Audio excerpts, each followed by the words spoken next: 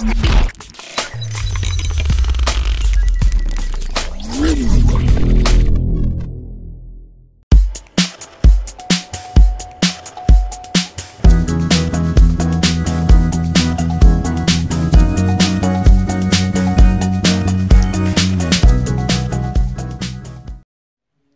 à tous, c'est Jay, on se retrouve aujourd'hui pour le test du Lenovo Z5 Pro. Voilà, il va être enfin en ligne, vous allez pouvoir profiter de ce test. Donc téléphone qui nous a été envoyé par la boutique Trading Shenzhen, je vous les remercie encore d'avance. Téléphone qui est déjà réservé, vendu à un tipeur. Voilà l'avantage d'être tipeur. Il a pu avoir un bon prix, on lui a fait à 250 euros, je ne cache rien, hein. 128 Go, il est actuellement 337 euros sur le site Trading Shenzhen. Donc une très bonne remise. Donc voilà les avantages d'être tipeur en suivant de la contrepartie que vous choisirez. Donc n'hésitez pas vous aussi à aller faire un petit tour sur le lien de notre Tipeee. Si vous le pouvez, nous faire un petit don pour nous soutenir et avoir la contrepartie en conséquence de votre don. Et voilà, ça vous ouvre l'accès à pas mal de choses. Et c'est plutôt intéressant quand même. Voilà, donc ce Lenovo Z5 Pro, on va reprendre les plus gros signes des caractéristiques avant d'attaquer le test. Donc on retrouve sur ici l'écran principal de 6,39 pouces en AMOLED, c'est du 19,5 neuvième en Full HD+, bien sûr. Il prend 95,6%, ouais, 95,06% de la totalité de l'écran. Ça c'est bien optimisé, franchement je l'ai trouvé mieux optimisé que le Honor Magic 2 que j'ai pu tester. Voilà, donc ça c'est le troisième modèle, il n'y a eu que 3 modèles à slide manuel comme ceci. Voilà. Donc quand ils ont annoncé ces 3 téléphones, moi j'étais plus sur le Honor Magic 2, bon, de par son design tout ça. Le Lenovo, ça aurait été le dernier que j'aurais testé. Et en fait, non, ça a été franchement un plaisir. On va voir ça après. Donc, résolution 1080 par 2340. Il a un Qualcomm, le Snapdragon 710 à 2,2 GHz. Le GPU, c'est l'Adreno 616. Pour les caméras frontales, il aura du 16 mégapixels ouverture 2.2 en Sony IMX 576 plus 8 mégapixels ouverture 2.2. Il supporte le Boti AI, l'intelligence artificielle. Donc pour la face avant, ce sera tout. Sur le bas, on va retrouver l'USB type C, le micro, le haut-parleur et la bonne surprise. Franchement, on se demandait ce que c'était ici, vous savez, au déballage sur le côté gauche. Et en fait, c'est la lettre de notification. Et franchement, ils ont été malins. Vous voyez où elle est? Elle est juste ici. Donc, elle a le mérite d'y être, franchement. Comme quoi, on peut la placer. Ça a été ingénieux. C'est la première fois que je vois ça. Et pour le coup, ouais, on a souvent le téléphone posé comme ça en fait devant nous et on pourra voir ici apparaître la lettre de notification. Donc ça c'est plutôt intéressant et un très bon choix, une bonne astuce de la part de Lenovo. Donc on a l'USB type C, sur le côté gauche on a le volume plus moins, le tiroir SIM qui lui se retrouve sur le haut. Hop, donc là on est sur le 128 Go et donc après on aura uniquement double SIM.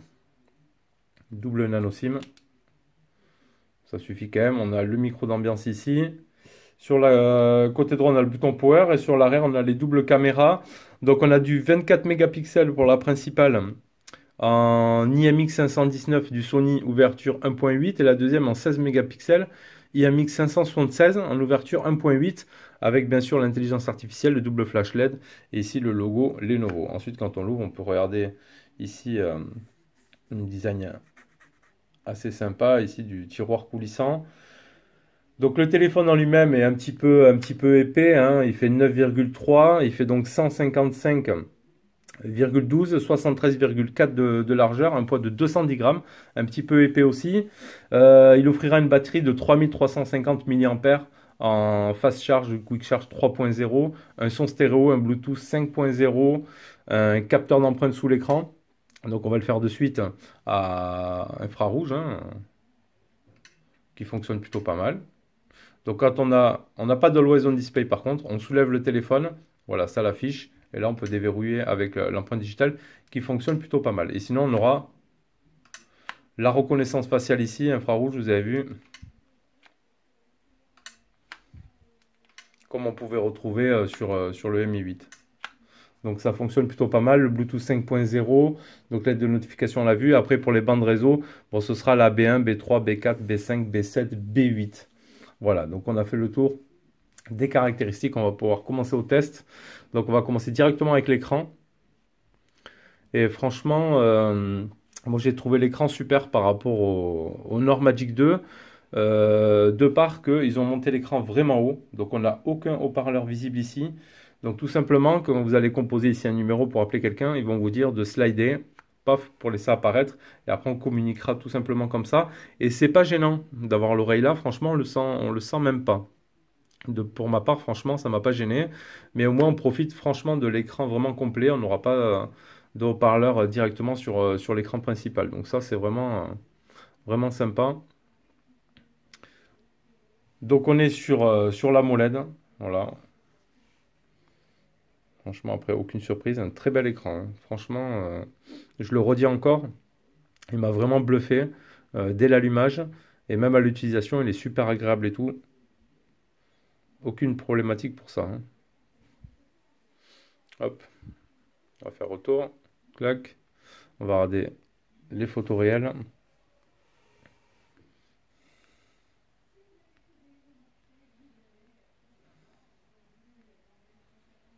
Alors après sa forme, donc il est un peu gros c'est sûr, mais en fait pour le coup il est moins carré que le Honor Magic 2, il est tout en arrondi comme ça, et on a donc une bonne prise en main. Franchement on a une bonne prise en main, sur ça il n'y a rien à dire. Allez on quitte ça, on va aller voir dans les paramètres directement la partie affichage. Donc display ici, donc ce sera bien sûr, vous l'avez compris, anglais-chinois, mais il n'y a pas de souci. Après, avec More Local, on pourra avoir toutes les applications en français. On aura le mode nuit. Après, on n'aura pas de dark mode, hein, comme on a sur les Xiaomi ou quoi.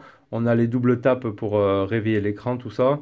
Donc ça, c'est plutôt pas mal. Après, on pourra choisir les couleurs froides ou chaudes de l'écran. On pourra régler ses températures et tout ça. Donc ça, c'est plutôt bien. Donc voilà, on a le double tap comme ça. Hop, on peut réveiller l'écran comme ceci. C'est plutôt intuitif et plutôt pas mal. Donc là, ça c'est bon. L'aide de notif, on a vu. La protection d'écran, j'ai pas vu. Bon, on doit être sur du Gorilla, c'est sûr. J'ai pas vu vraiment la protection d'écran là sur différents sites. Donc allez, on va aller voir la version de l'Android. Donc on va aller dans à propos du téléphone. Donc on va être sur Android 8.1.0. Voilà. On va baisser un petit peu là. C'est bien le 6 Go de RAM. On est sur la ROM, la surcouche ZUI version. Donc c'est la 10.0 355 ST. J'ai une mise à jour au déballage, pas de souci. Après ici on aura les raccourcis d'écran comme ça. Donc ça c'est plutôt pas mal. Hop, ça ce sera pour un écran prolongé. Et en faisant slide sur les côtés, on aura donc le multitâche. Ça c'est assez intéressant. Ici on pourra faire la division de l'écran sans aucun souci. Donc ça marche plutôt bien les gestes. On va retrouver ça dans le 4DU Touch. Voilà. Soit on pourra mettre aussi la barre de navigation, comme on veut. Sinon l'U Touch, c'est un slide retour et un long comme ça pour revenir à l'écran d'accueil. Donc ça c'est plutôt bien. Donc c'est fluide, la ROM est plutôt pas mal. Qu'est-ce qu'on va pouvoir retrouver d'autre de sympa, d'intéressant? Les apps notifications, ok. Batterie, le ZUI Lab. Donc on aura le game mode et tout ça. Ça, c'est plutôt pas mal. Le screen recorder, on pourra aussi enregistrer son écran. Ça, c'est bien. Donc, lagage input, on oubliera. Il a donc aussi le NFC. Ça, chose importante. C'est plutôt sympa d'avoir ça. Il n'aura pas la charge sans fil pour ce modèle-là.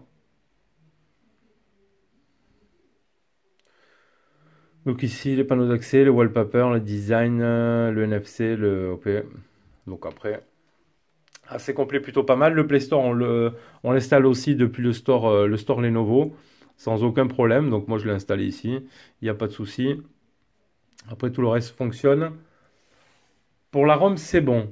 Bon, on va aller voir la certification, mais vu que c'est pas le Play Store, ah ben il dit quand même que l'appareil est certifié. Je sais pas, je vous le montre, hein. Appareil certifié, alors c'est pas le Play Store d'origine, donc je ne pourrais vous dire ce que ça veut dire ou pas. Moi, il a indiqué certifié là, comme vous venez de le voir. Donc voilà, allez, on va regarder notre ami en toutou comme d'habitude. Donc le Snap 710, hein, c'était l'équivalent comme j'avais fait le Mi 8 SE. L'autre modèle, c'était quoi? Ouais, c'était le Samsung Galaxy A8s. Donc 165 000 points. Mon appareil, Qualcomm 710, ok. L'affichage, densité en pixels, 404 ppi. Et la densité, 480 dpi. Allez, on va se faire le multitouche. Bon, on aura un 10 points. Ça, c'est sans surprise. Sur cette gamme de téléphone. C'est plutôt pas mal. Il donne un score moyen à 158 000. On a fait 165 000. Donc sur ça, c'est good. Allez, on va se lancer le PUBG directement.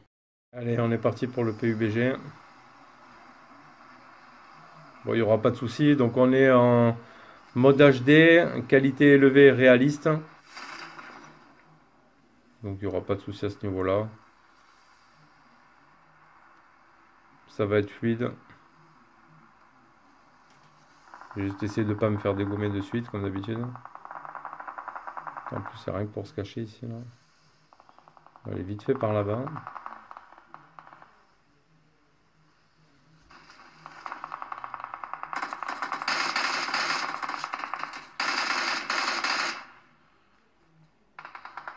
Je vais me faire descendre, je le sens bien de toute façon.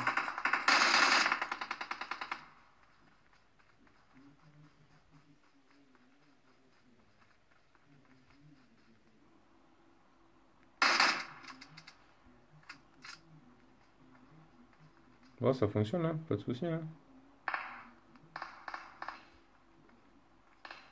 Il y en a un qui vient d'atterrir, on va le...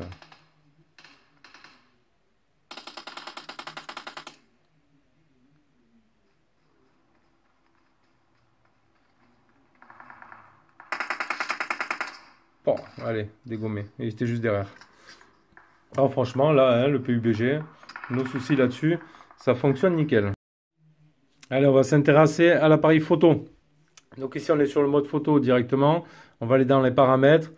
Donc juste, il nous propose photo de la caméra arrière, 4 tiers, 16 neuvième, 18 neuvième. Hop, ou 1 sur 1, pardon. Donc on va laisser sur 16 neuvième. Même si on met en 18 neuvième, l'appareil photo, quand on prend, il ne prend pas toute la place. On pourra filmer, hop là. Il ne va pas faire l'autofocus, mon S7, quoi. En UHD 4K, Full HD 1080p ou HD 720p. Ça, c'est bon. Son de la caméra, filigrane, etc. Donc, on aura juste ces réglages-là, juste le nécessaire. Donc, photo. Après, on aura des effets ici aussi, noir et blanc, tout ça. Hop, le mode beauté. Ensuite, best. C'est en mode bêta, j'ai pas trop de différence. Le mode double, ça va être pour flouter l'arrière. Donc ça, c'est plutôt pas mal pour faire les effets portrait. Mode professionnel. Le mode AI, ça, c'est pour détecter les objets, les QR, etc. Donc mode professionnel, on l'a vu. Mode double. Le mode vidéo. Ici, pareil, on pourra choisir, hop. Et on a exactement les mêmes réglages. Hein. Et après, on aura le mode panorama. Hop. On va revenir sur photo. Et si je pivote donc la caméra, voilà, il va me dire donc de slider le téléphone. Salut les amis. Donc pour avoir ici notre caméra frontale, les doubles APN, il faudra donc faire le slide comme ça. Et dès qu'on refermera, il partira directement de l'autre côté. Après, on peut faire aussi directement le slide. Il va détecter qu'on a ouvert. Il va nous mettre en caméra frontale. Donc ça, c'est pas mal. Et donc, je vous mets de suite les photos que j'ai prises avec. Et quand même, moi, j'ai trouvé quand même les photos plutôt sympas.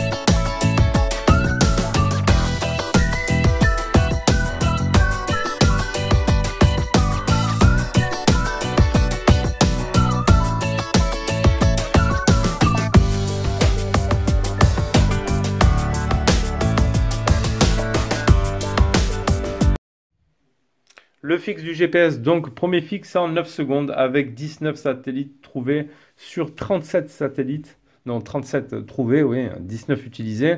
Donc, un très bon ratio quand même. Il trouve quand même pas mal de satellites. Tout dépendra encore, comme toujours, comme je le rappelle, de la position où on se trouve, hein. Là où j'étais, j'en captais 19.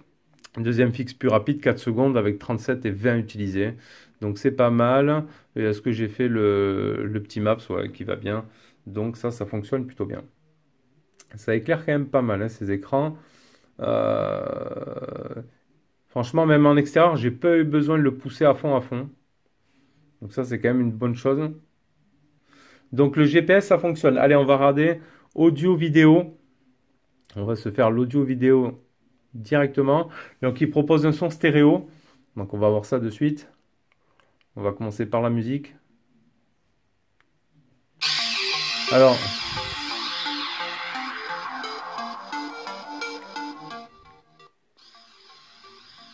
on va mettre pause.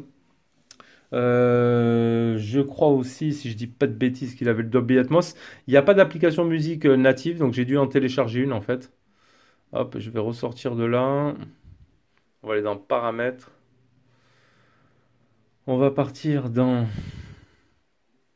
le son ici. Et on aura bien le Dolby Atmos. Donc là, il peut s'activer de natif. On n'a pas besoin en fait de brancher le jack ou autre pour qu'il s'active. Donc ça, c'est plutôt intéressant.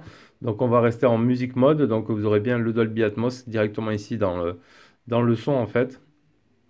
Il n'y a pas de souci. Donc là, il est déjà activé. Et on va voir donc pour le son stéréo. Donc on aura bien un écouteur ici. On va monter le son. Par contre, l'autre, hop, il va se retrouver dans le haut-parleur ici. Donc quand on est fermé, l'écran fermé, ça cache un petit peu le son.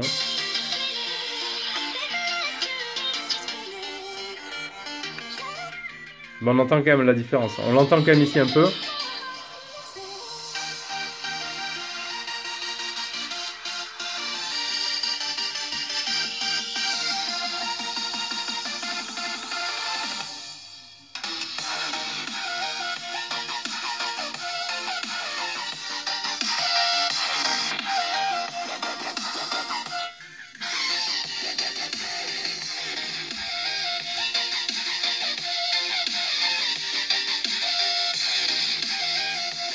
On entend la différence quand on ouvre et quand on ferme. Bon, même fermé, le son arrive un petit peu à s'échapper. Mais le mieux est d'avoir le clapet ouvert. Donc, ils auraient pu faire une petite sortie ici. Mais bon, c'est pas très grave. Donc, qu'est-ce que je branche moi? On va brancher le jack. Hop. Et pour ça, il va falloir que je prenne, bien sûr, l'adaptateur. Bon, je prends le mien perso. Parce que j'ai pas déballé l'autre. Hein, on va le laisser emballer. Hop. On va se mettre comme ça. On va se brancher ici. Celle-là, on va l'allumer.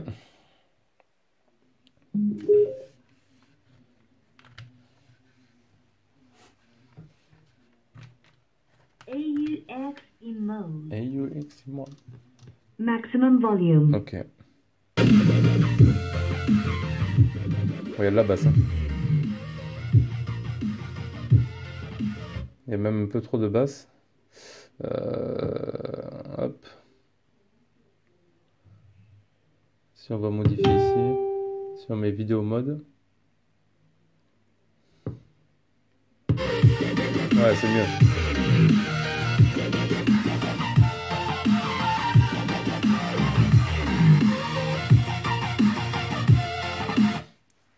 Donc pas de souci, ça fonctionne en plein.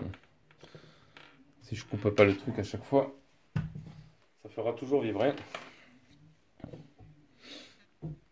Donc le Dolby marche plutôt bien. Bon après ça dépendra sur les écouteurs. Là en mode musique ça envoie vraiment de la basse. On a pu voir la différence quand j'ai basculé. Allez, on va aller regarder la vidéo. Gestionnaire. Juste que je retrouve le machin. On va aller ici directement. Ça va être celle-là. Ouais, lecteur vidéo. Donc on va sur la partie vidéo. Il y a deux petites bandes en haut et en bas. Sinon ça va jusqu'au bout.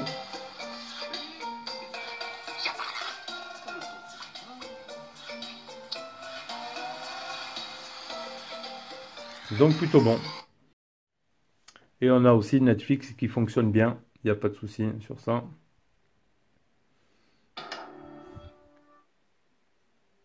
Hop. Même en full screen, pas de souci. Tu sais comment ça fonctionne, Colt. Je dois vivre comme eux, ça veut dire dormir dans la voiture, faire des milliers de kilomètres chaque semaine. Je dors pas beaucoup de toute façon. Et les fois où j'y arrive, c'est pour rêver de cadavres. Après, si on peut, on pince comme ça, on aura l'écran plus grand même, qui ira de bord à bord. Ça, c'est plutôt pas mal. Donc sur Netflix, il n'y a pas de souci. Bonne qualité, c'est fluide et tout. Ça marche, c'est nickel. Allez, ensuite, qualité des communications, écoute micro, ben écoute plutôt bien, hein, avec le haut-parleur ici, franchement, pas de souci. Donc après, même pour décrocher, on slide comme ça, pour accrocher, on slide ici, et c'est plutôt bien fonctionnel, franchement. Pour l'écoute dans le micro, aucun souci. La Wi-Fi aussi, donc après, juste, voilà, ce modèle-là sortira pas donc en global, hein. Donc il faudra se contenter des B1, B3, B4, B5, B7 et B8 en termes de bande réseau. Voilà. Allez, on va finir le dernier point avec donc l'autonomie. On va aller voir dans les photos. Ici, mes captures. Donc j'ai fait la capture quand 13h29. Ouais, je ne l'ai pas faite avant, celle de midi. Si. Donc premier jour. Hop là, on va revenir ici.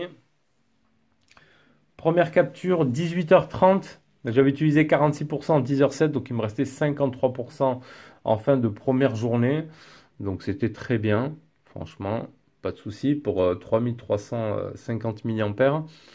J'ai poussé jusqu'au lendemain, 1h30, donc après un jour et demi d'utilisation, j'ai utilisé 95% en 1 jour et 5 heures, donné de vie de batterie pour 23 heures. Donc il me restait 4%. Donc un jour et demi à bonne utilisation, ça va. Donc après tout dépend chacun. Si vous l'utilisez moins que moi, beaucoup moins que moi, vous ferez 2 jours avec les 3300. Mais sinon voilà, on restera sur une moyenne d'une journée et demie d'autonomie pour ce téléphone-là. Voilà, allez, c'était le test de ce Lenovo Z5 Pro qui pour moi était une bonne surprise. Voilà, ça aurait été le dernier auquel j'aurais pensé de tester en termes de slide, hein. Seb vous a fait le Mi Mix 3, moi je voulais absolument faire le Honor Magic 2, je crois que j'ai été plus attiré par son design qu'autre chose, même s'il était bien. Et pour le coup, franchement, même ce modèle-là, bon là c'est le 128 Go, on le trouve à 337 sur Trading Shenzhen, on vous mettra les liens dans la description. Sinon vous pouvez partir sur le 64 Go, 297 €. Voilà, pour ce qu'il propose, capteur sous écran, tout ça, petite LED de notif, AMOLED, bon bien sûr l'empreinte digitale sous l'écran, reconnaissance faciale, le coulissant, un bon full screen. Franchement, ça reste un prix plutôt convenable. Dommage qu'il n'y ait pas de Always On Display. Bon, on peut en télécharger d'autres sur le Play Store. Mais sinon, ça reste franchement un super beau téléphone. Voilà, allez, n'hésitez pas à nous dire ce que vous avez pensé dans les commentaires de la vidéo. Encore merci aux tipeurs, hein. Vous avez vu, hein, ça s'affiche ici votre nom, qui nous ont soutenus et ont souhaité en contrepartie avoir aussi leur nom dans la vidéo. Si comme eux, vous souhaitez faire la même chose, rendez-vous dans notre lien Tipeee, hein, si vous voulez nous donner un petit coup de main. Allez, je vous dis à bientôt pour une prochaine vidéo. Tchuss.